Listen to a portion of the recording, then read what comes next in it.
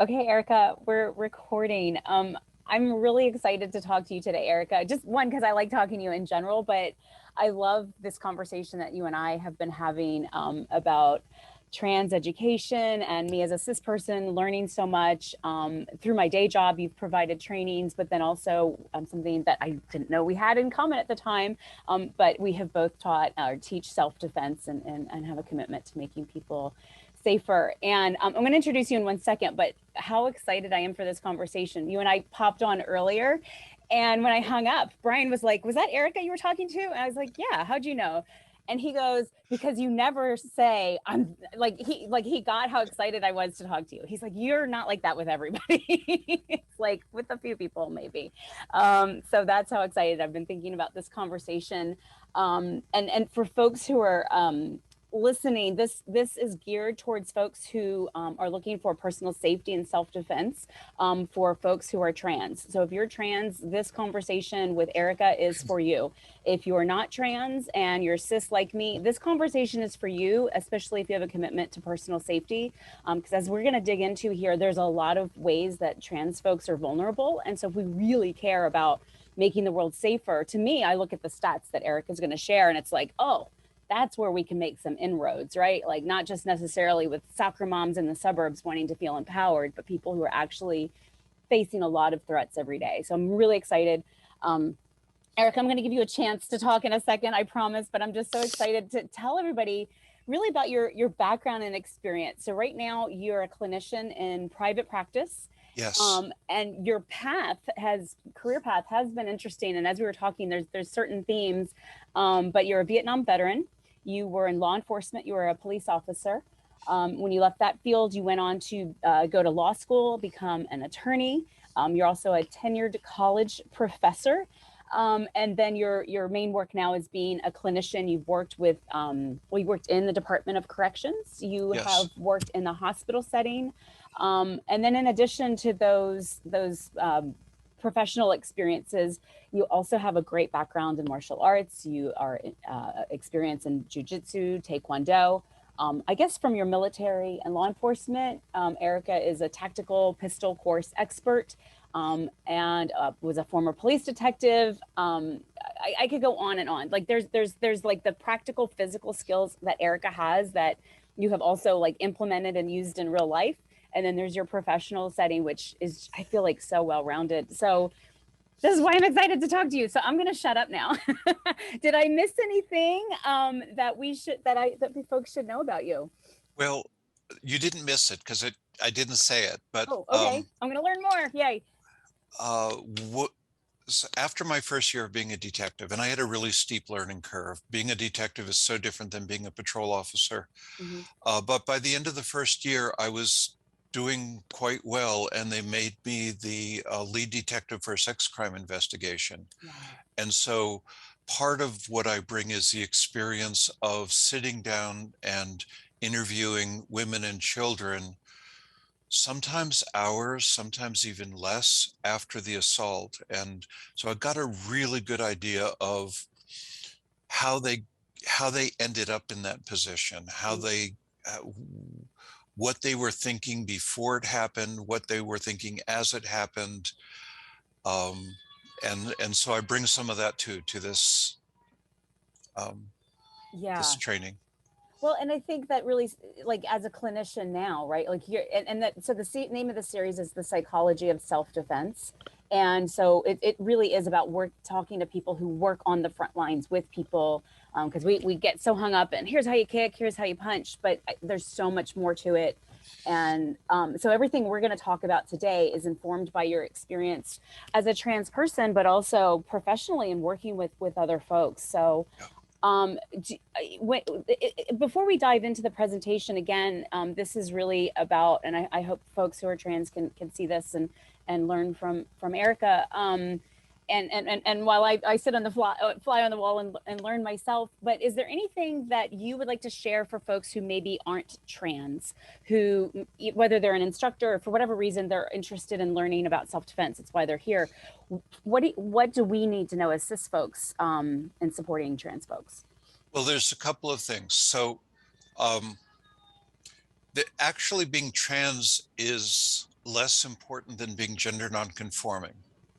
And so people like me, I have a large body and a deep voice, and so I'm really quite gender nonconforming as a woman Yeah. because I identify as female, and I always have my whole life. Um, but you don't need to be. You could be non-binary, which is identify not quite as male or female, or as something.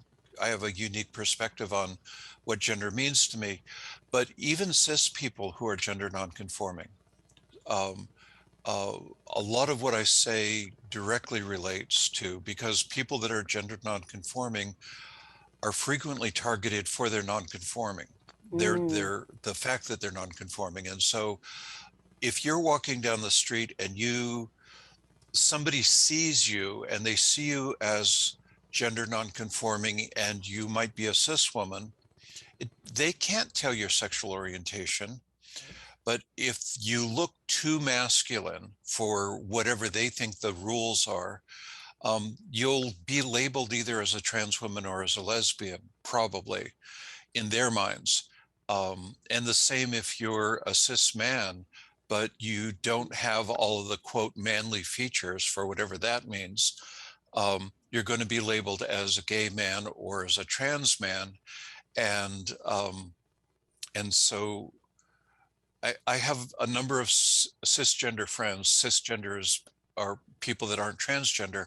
I have a number of cisgender friends who are gender nonconforming, and they have the same struggles that trans people do. yeah. Yeah. I can see that. So it's really about, it, would it be fair to say that a lot of violence towards trans people is about reinforcing that you should be a certain way and I'm going to Yeah, teach you a lesson? Is that what's we're it seeing? is. It is. Okay. Uh, my first degree was in education, and I uh, was a certified teacher. I reactivated my certification and worked as a substitute teacher to put myself through grad school. Yeah.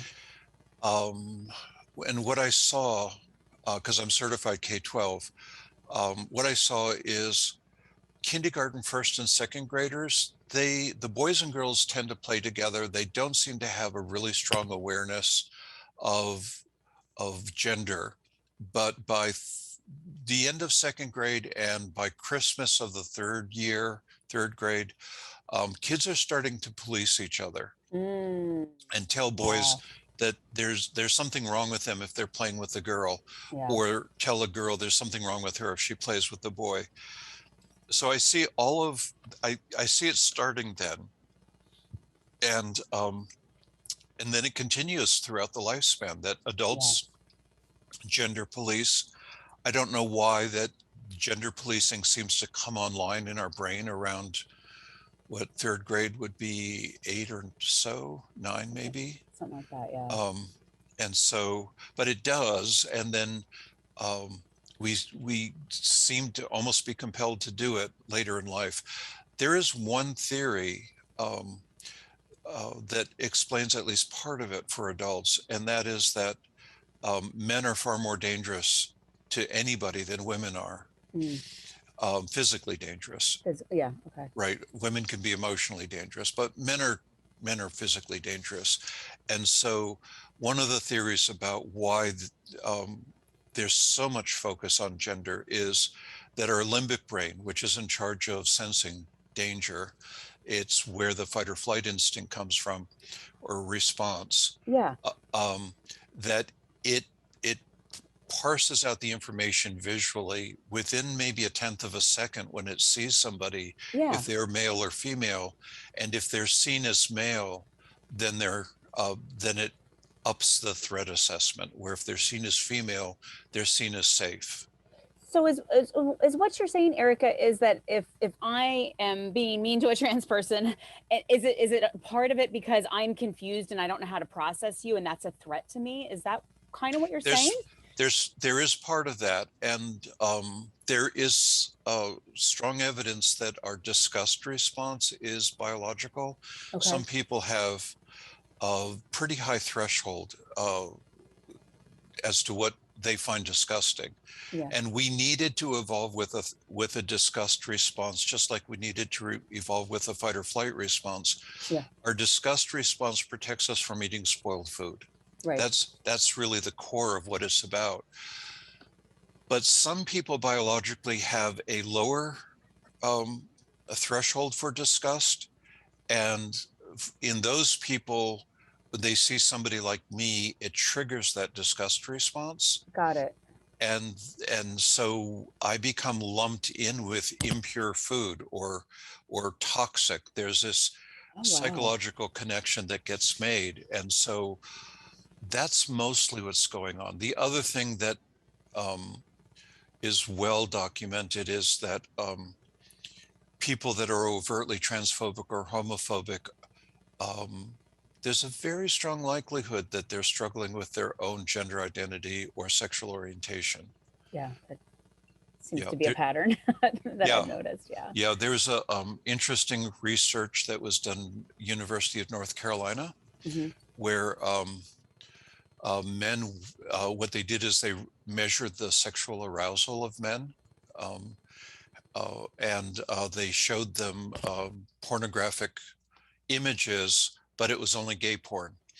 And the men that were most homophobic got the strongest erections when they saw gay porn. Yeah, I remember that from the training you provided my team at Yeah, work. And just to kind of like, as a cis woman, I'm going to make this about me. That's what we do, but I'm going to do it with a purpose, right? Because the presentation you gave my company team is going to be different than what you're going to give today. But one of the things that I wanted to bring up that you're talking about is this idea of conformity, and you had this really cool chart that had it was like gender expression, sexuality, behavior, and I think there was one other thing. And each of them are like a sliding scale. So like yes, any of them could be on one side or the other. And I definitely related to the behavior side, right? Like I feel like if male, female, Beverly Baker over here, like I'm not really that far on the female. I physically, that's what I am, and I'm a woman, all that stuff, whatever. But behaviorally, and I can see the cost of that, like you talked about, right, for not conforming. mm-hmm. And this isn't just about me, right? I think that it's echoing what you were saying when people, men who show their vulnerability, or women who lay down boundaries and are willing to enforce them. Those are gender role Yes, they are. violations. And so this and this is not at all to diminish what trans folks are experiencing, but I just like that's a little taste that I think some cis folks can maybe relate Yes, to kind of see what that's like, but for y'all on like a much more grand and everyday scale.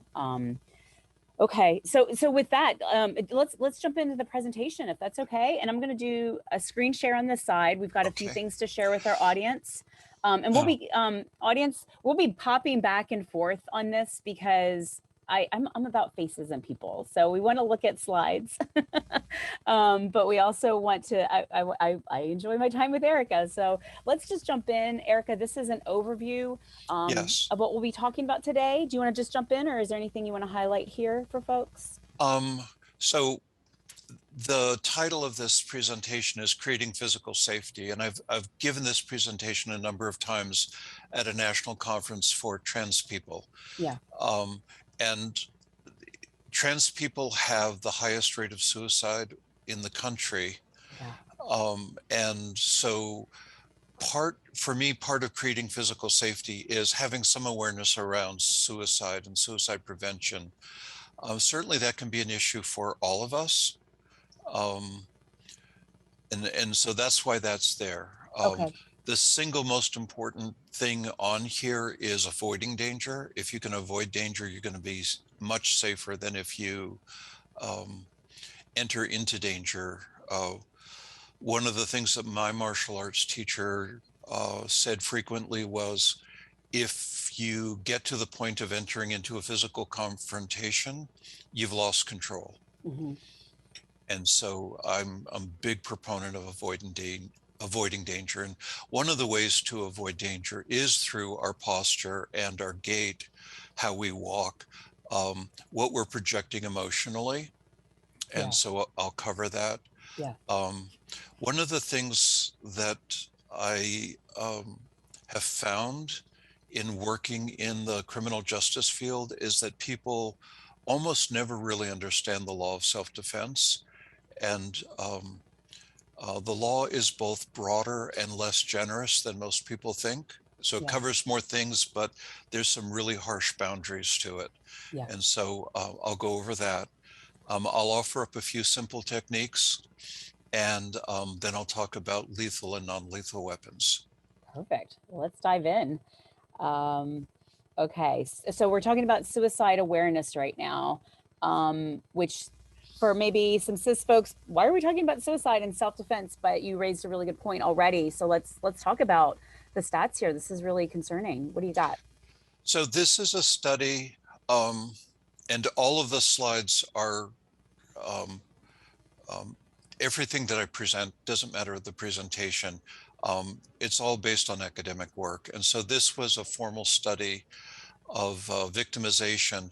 You see, it's a 2013 study. And at that time, um, the society was so repressive that there weren't very many out trans people. And so there weren't enough out trans people to really um, come up with good numbers for some of this work. So, and actually, I think that first one should be LGB and LGB, not LGBT. Anyway, Okay, we can correct that because I yeah, will. We had talked about I can make this available to viewers yeah. when it's done, when we're done. Okay, cool. No, I actually, no, that's not right. It is right. And so I Oh, apologize. okay. Um, so uh, going back to what I said before, uh, mostly these are teens that are gender nonconforming because that's how people identify. Right? And gender nonconforming may be being out to people, it may be holding hands in public, but most often it's how people walk and how they carry themselves. And so 86% of the males in this study reported victimization, Yeah. 55% of females reported victimization. Less than 5% of LGBT teens reported having family support. That number's a little bit higher now, but it's still terribly low. Yeah. Um, LGBT youth make up 40% of all the homeless youth in the country, and half of that, 20% of the LGBT youth are trans. And so trans is the smallest slice of the LGBT population. We're about one, maybe 2% of the population, but we make up 20% of the homeless youth. Yeah. Um, I worked in a rural county when I worked at the hospital, and I saw teens coming in who were suicidal, um, and parents that some of them were supportive, a lot of them weren't. Yeah. You saw that firsthand. Yeah. Yeah. Um, Less than 6% of LGBT youth reported peer support. I think that's changing too. In the rural, more conservative county that I worked in at the hospital, that might have been still pretty close. But if you're in a more liberal area, it's probably around 50% now. Okay. So there's been a big gain there. Yeah. Um, the suicide rate in this sample, 19% had attempted suicide over the Wow. last 2 years. And I think the average suicide rate in this country is 1.4% annually. Oh, Yeah, so it's a wow. huge, and when you Oh, just look dear. at trans people, it's actually 40% of trans people have had serious suicidal ideation or attempted suicide sometime in their life. This is so important. And what you said this earlier about kind of how we walk around and present ourselves. I mean, if someone has been through this level of trauma as a child or as a teen, Hmm. or, it's like, you know, how are you going to walk around looking tough and feeling Yeah, good if you've got these challenges that you've already been through? So yeah, I'm learning already like how like kind of traditional mainstream self-defense is really failing some trans folks to I think so. giving them this pat advice that's really not reality Yeah, based. well, it on some level it is, but I think Okay. it's more complicated than the simple cure. Okay. Um, Yeah. One of the things that this all implies, PTSD is relatively rare in adults who don't have childhood trauma.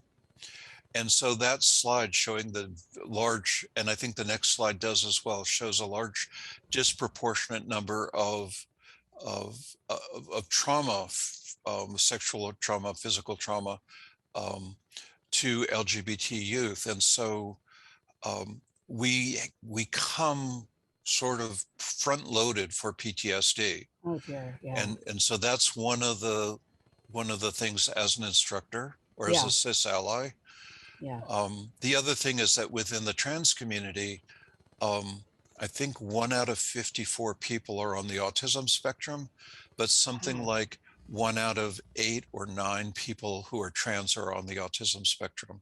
Wow. So anytime in my career, anytime that I learn somebody's trans, I wonder if they're on the spectrum. And anytime I work with someone on the spectrum, I wonder if they're trans, because, you know, it's still 1 out of 8 or 1 out of 9 is, it's not that, but there's enough there, especially at, what is it, 5 times more likely to be on the spectrum if you're trans. Yeah. So Wow. it's a high enough number to at least wonder about. Yeah, yeah, and as and in your role as a clinician, it's at least consider that, yeah, for your Yeah, care. Well, yeah. we'll move back to the share here. So, like from current slide. So yeah, you talked about this about home life. Hmm. So home life, emotional abuse, you can see the rates are very high. Physical abuse, the rates are very high. Yeah. Sexual abuse, the rates are somewhat lower. Um, and the interesting thing about the sexual abuse is that um, when they first did this study, so this is a 2010 study, Yeah. um, it was sort of a general population of LGBT people, Yeah. and later they wondered, is it the same across the board for all LGBT people, Um, or is there a certain subset of LGBT people that have even higher rates of abuse? And yeah. it turned out that the gender non-conforming LGBT youth have far greater rates of all kinds of abuse than the gender conforming LGBT youth. Wow.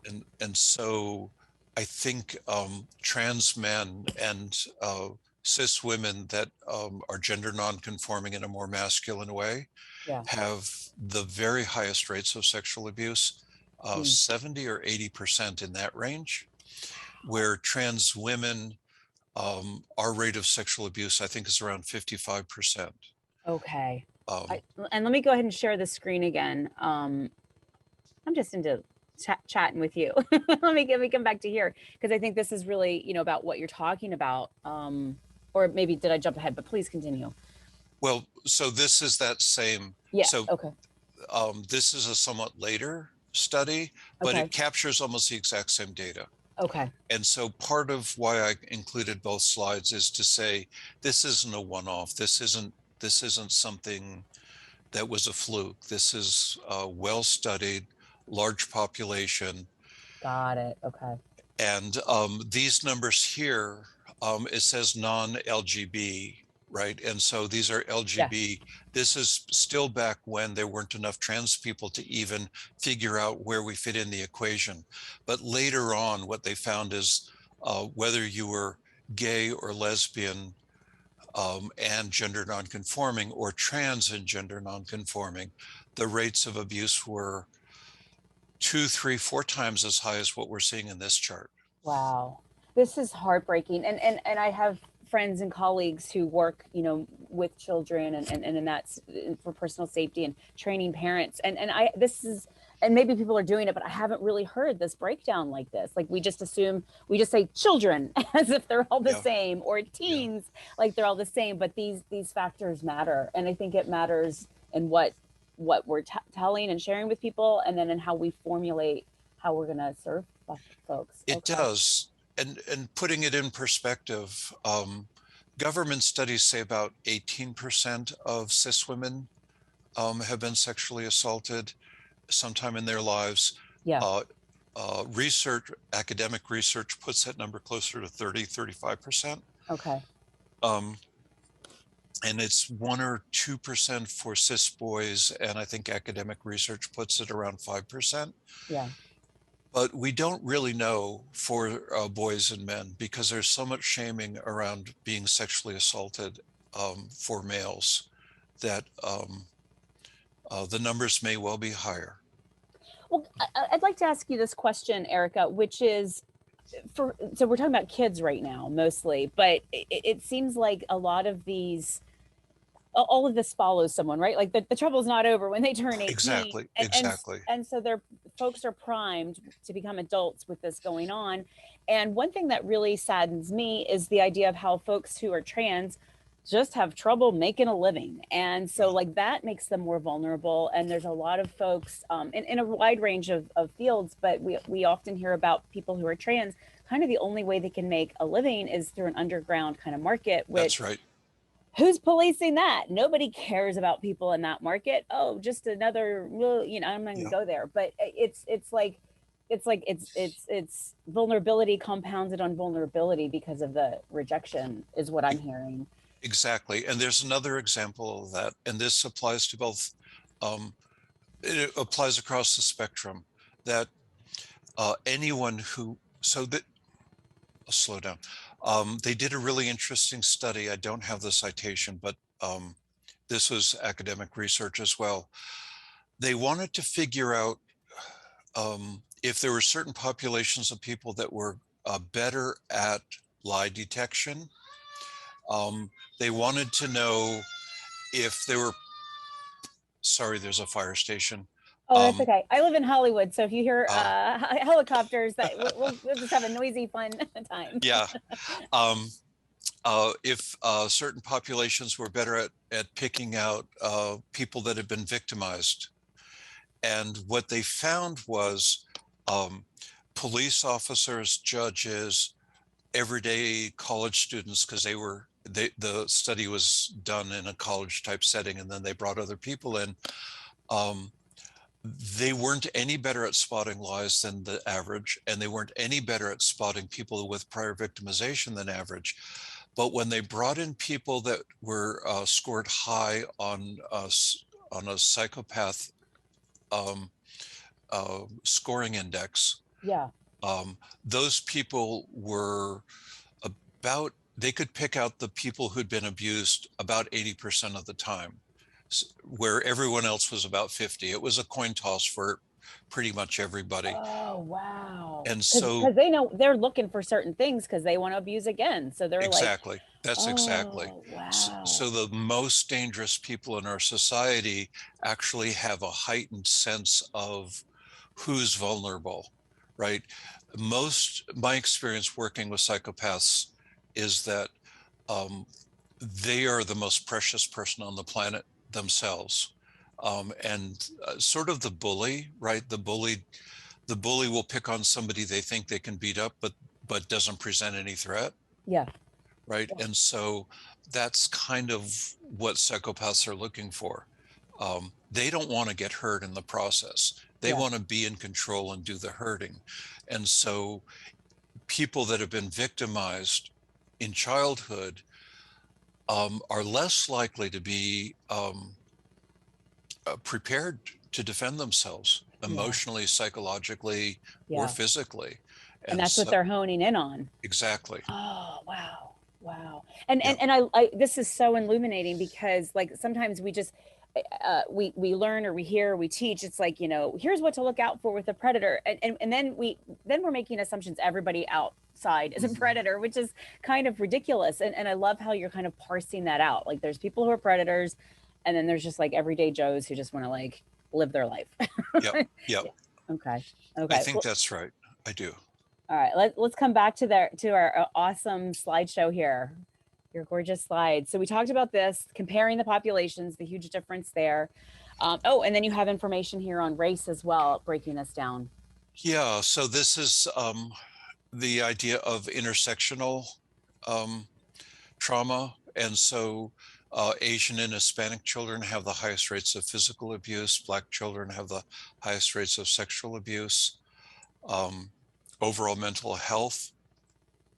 Um, Blacks and Hispanics scored highest in PTSD and anxiety. Wow. Um, and so as a white trans person, I don't carry the same burden that I would if I were a Black trans person. Right. And this is where intersectionality comes in, right? It's Exactly, like yes. if you're a Black trans, you can add some things, then you're going to get it from all kinds of angles. But okay, that's super helpful.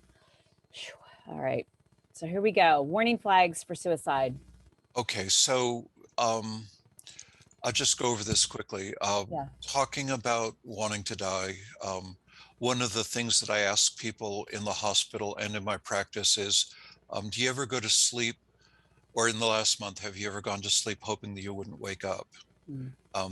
That's not on this list, but it's considered one of the, um, it's as bad as wanting to kill yourself. Yeah. So there's a sort of passive suicidality and an active suicidality, but they're both predictive of suicidal behavior. Okay.